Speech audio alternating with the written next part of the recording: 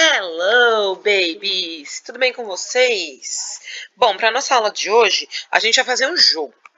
E esse jogo, eu vou passar o endereço para vocês, tá? E aí ele vai entrar nessa telinha. Nessa telinha, vocês vão clicar nesse botãozinho aqui, ó, que tá escrito Here. Hello, let's play Toy Detective. Assim, quando clica, ele fala, e aí vocês clicam em Play.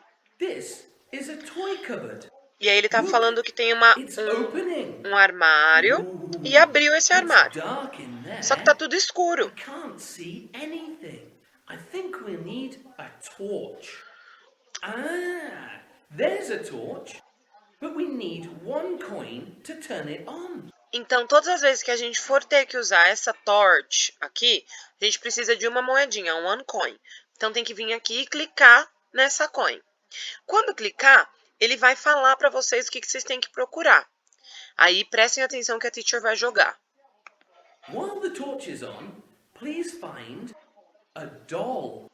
Então, a gente tem que procurar a doll. Vai passar assim e tem que achar a doll. Ah, a doll tá aqui. Clica Well nela. done! You found a doll. Vocês estão vendo essa Have parte two aqui, ó? É o coins. tempo que But we vocês need têm. one coin to Cada turn vez it que on. vocês acham um do que ele pede, vocês ganham duas moedinhas. Então, sempre vem aqui, clica nesse coin, e aí vocês têm que ir passando a torch, né, a lanterna, para achar o que ele pediu, ok?